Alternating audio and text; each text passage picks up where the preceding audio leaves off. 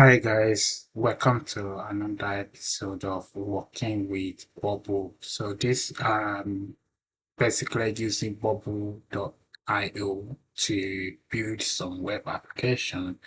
This one is a practice web application. Um, so what I'm going to show you is how to create a functional user profile. So if you go to Google, if you click on your user profile, it will show you a drop-down menu here. And if you click it back, it will disappear. So that is an example of what I'm going to be building. Currently, this is not functional. The profile is clickable, but it doesn't show anything at all. So what I'm going to do is basically create a functional user profile. Now I'm going to go back here. The first thing I'm going to do is select a container. Under the containers, there is a group called group focus. So I'm going to select that and have that somewhere here. You can put it anywhere actually. So if you click on this group focus, it will, and if you go to visual, it will show you this one reference element. Basically, this is going to be the elements that you want to attach this group to. So what I want to, the element I want to attach it to is the user profile. So I will select uh, the user profile. Currently, the user profile is, if I click it here, it's basically this user profile, right? So if I go back to that group focus again, I will select user profile. Have to look for it here. Or you can search user file. So there it is. You can see the group focus immediately get attached to that user profile. What I'm going to do is say the offset from top is going to be 8 pixels. So that should move it down a bit. And I want to move it to the right. I'm going to say there is no offset right, but there is offset left. So I'm going to say minus, let me do 100 first. So that will move it right a bit. So the next thing I'm going to do, I will leave this one as it is. I want to have some text inside here. So I'm going to go to the elements and I'm going to drag and drop text in here. And the text is going to be dynamic. So what I'm going to do is go to select the current user. So if you log into the web application, I want to show your name as the current user, the drop down. So I will say current user full name. So if I go to the database, basically Bubble comes with a database. You can see there is email. You can select from email. You can select from avatar, full name, and so on. So I'll go for the full name. And so let me go back here. So that would be current user full name. Now, the next thing I want to do is have a logout button.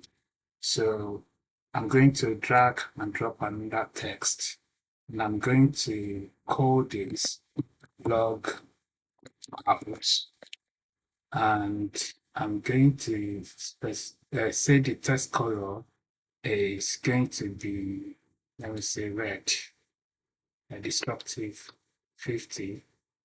and I'm going to make sure it's a clickable. There should be a way to make it clickable. So I will leave it at that for now. So it should be visible on page load. Okay, so you can see there's an option here to make it clickable. It's already clicked, it's already selected. So I will leave it like that. So if I go to the UI, no, before going to the UI, so let me see, probably should show on the UI. So let me try and do. So what I'm going to do is I'm going to go to the database, right? And I'm going to run this as a Jackie Chan.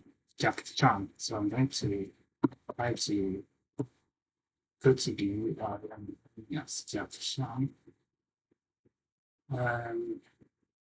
So that is not visible now. So what we've done, we cannot see it here yet. So what we do is we have a workflow, and the workflow is going to say whenever this user profile is clicked, I want to show this, right? So I'm going to go to the user profile and I'm going to go for this workflow. This workflow, there is one workflow here, which is what I've tried to experiment for, but I'm going to try to get rid of it and create a workflow from scratch. So when the user profile is clicked, and I'm going to say only uh, when the um, the group focus A, which is basically, so if I go back to the design again, you can see this is called group focus A. You can rename it here, but let's leave it like that for now. So let me go back to the workflow. So I'm going to say only when that group focus A, this one, only when it's not visible. So if it's not visible, what I want to do is I want to animate it. So I'm going to go to element action and I'm going to say animate an element, and I'm going to say um, so the element I want to animate here is basically the group focus A. So I'm going to look for that here, group focus A, this one.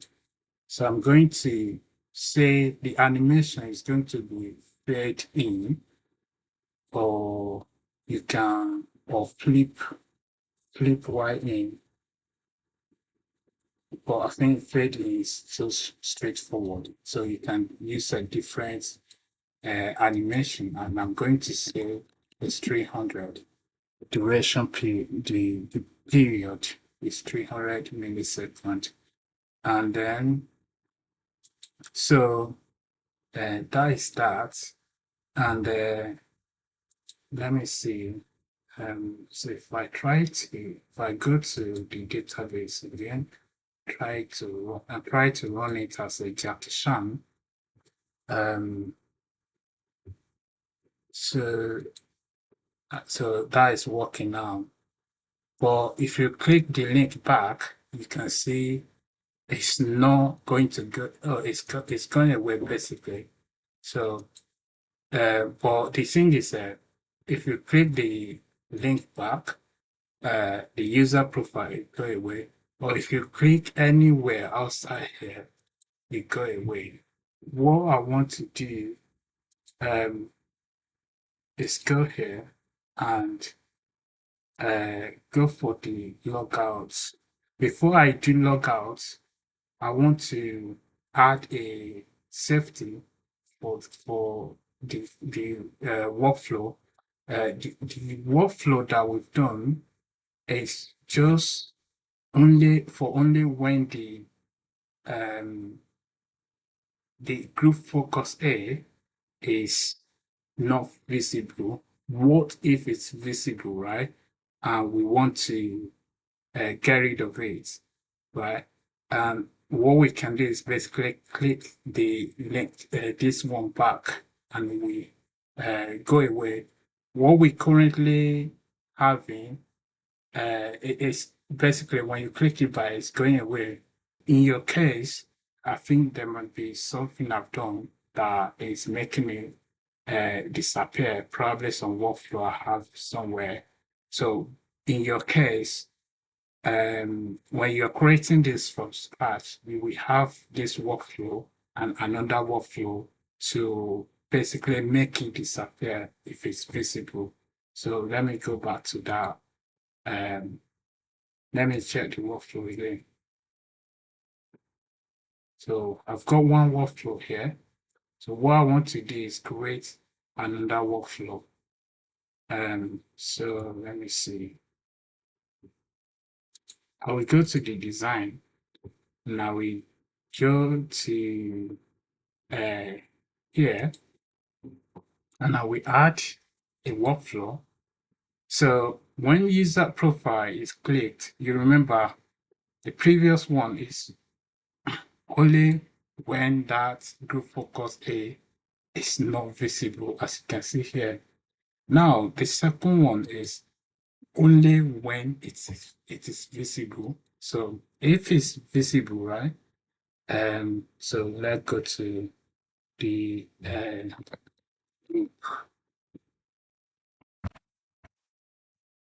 focus A.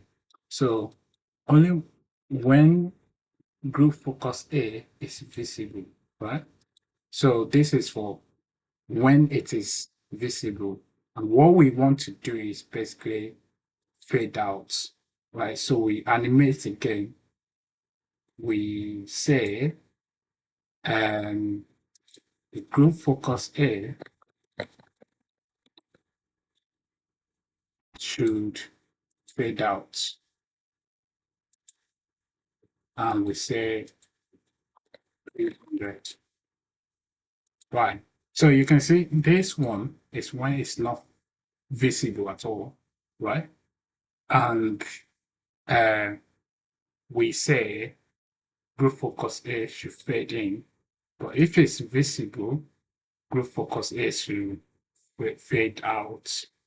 So I think the reason this is appearing is probably the reason it has that behavior is probably some setting that I haven't disabled yet. But this is the workflow you normally need. So you need two workflow. One workflow is when that group focus A is visible, you want to when it's not visible, you want to show it. But when it's visible and you click that button, you don't want to show it. So those are the two workflow you need. Now, if I refresh it, what was working before will still be working.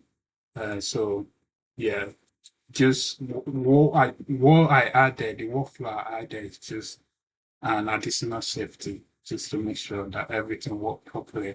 So that's how you can do that. And to quickly do the other one, so if I go back to the design and I select this logout button, so I will make it clickable, right? So the logout button is clickable, and I will add a workflow, and I will say when this logout button is clicked, what I want to do is navigate to a page. That page is going to be the page where you log out, where you log in or sign in or sign up.